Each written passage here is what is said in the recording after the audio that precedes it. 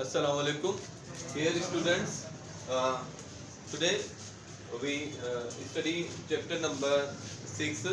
आज हम chapter number 6 class inter का नेक्स्ट टॉपिक क्रैकिंग या पायरालिसिस पढ़ेंगे। इसको पायरालिसिस भी कहा जाता है, क्रैकिंग या pyrolysis. Cracking means breaking. Cracking लफ्ज की माना ही है ब्रेकिंग, स्प्लिटिंग, टूटना।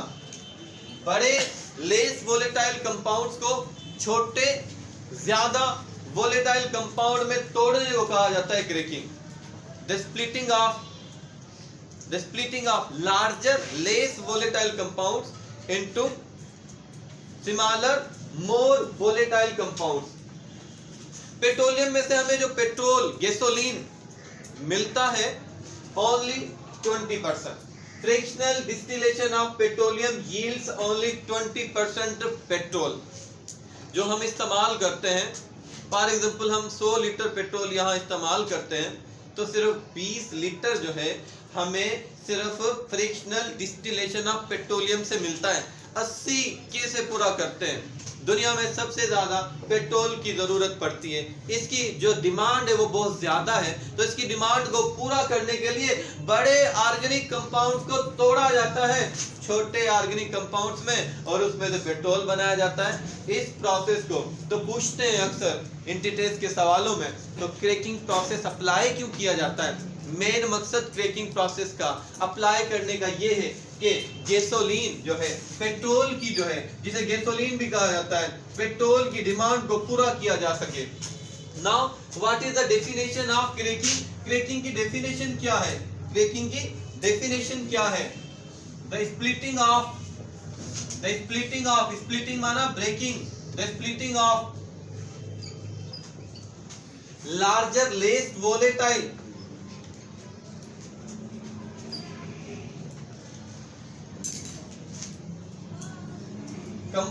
compounds into smaller more volatile compounds।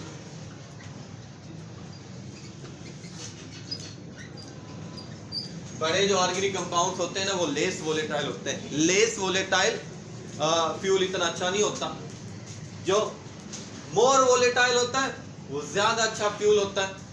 तो ये क्रैकिंग प्रोसेस जो है बड़े लेस वोलेटाइल कंपाउंड को तोड़ता है छोटे मोर वोलेटाइल कंपाउंड्स में। अच्छा, इसके अलावा पेट्रोल के अलावा और डीजल भी हम हासिल कर सकते हैं क्रैकिंग प्रोसेस के जरिए, जिसकी भी डिमांड बहुत ज्यादा है। इसके अलावा जो है हम बहुत सारे बाय प्रोडक्ट्स जो क्रैकिंग प्रोसेस में, इसके अलावा पेट्रोल के अलावा जो बाय प्रोडक्ट्स मिलते हैं वो भी हमारे बहुत ही ज्यादा काम के हैं, जैसे इथीन, प्रोपीन, ब्यूटीन, बेंजीन। ये ऐसे कंपाउंड्स हैं जो हम यूज कर सकते हैं बनाने के लिए, ड्रग्स बनाने के लिए, प्लास्टिक बनाने के लिए, डिटर्जेंट्स बनाने के लिए, सिंथेटिक फाइबर्स और सिंथेटिक रबड़ बनाने के लिए, सिंथेटिक प्लास्टिक और सिंथेटिक रबड़, पॉलीथीन, पॉलीप्रोपाइलीन, पॉलीब्यूटाइलीन और फर्टिलाइजर्स में, वीड किलर्स में और बहुत सारे इंपॉर्टेंट केमिकल कंपाउंड जैसे इथेनॉल, फिनॉल और एसीटोन बनाने के लिए भी हम वो कंपाउंड यूज कर सकते हैं जो हमें क्रैकिंग में बाय प्रोडक्ट से मिलते हैं। तो क्रैकिंग में पेट्रोल तो हमें बनाते हैं, लेकिन उसके अलावा कहता है कि और भी बाय प्रोडक्ट्स बनती हैं। बाय प्रोडक्ट्स बोलते हैं उसे जो हमारी प्रोडक्ट मेन के अलावा बने, वो इथीन, प्रोपीन, ब्यूटीन, बेंजीन, ये बहुत ज्यादा बनते हैं पेट्रोलियम की जो है क्रैकिंग से। ये हम इस्तेमाल ये कंपाउंड जो है प्लास्टिक बनाने के लिए, डिटर्जेंट्स बनाने के लिए, ये जो है ड्रग्स बनाने के लिए, डिटर्जेंट्स बनाने के लिए, synthetic fibre, synthetic plastic, fertilisers, weed killers, ethanol, phenol, acetone compounds बनाने के लिए इस्तेमाल होते हैं। अब एग्जांपल प्रूव करती है कि एग्जांपल कैसे क्रैकिंग होती है। क्रैकिंग जो है वो कैसे होती है? फॉर एग्जांपल प्रोपेन CH2CH3 ये है प्रोपेन, इसके दो मॉलिक्यूल 700 से 700 से 800 डिग्री सी टेम्परेचर तक in the absence of air heat करेंगे, in the absence of air,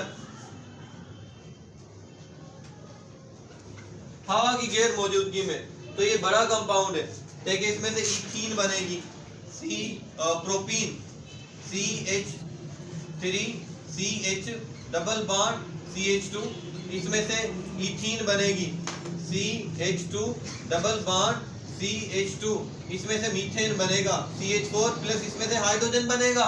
देखिए एक कंपाउंड था वो टूटकर 1 2 3 4 डिफरेंट प्रोडक्ट्स दे रहा है।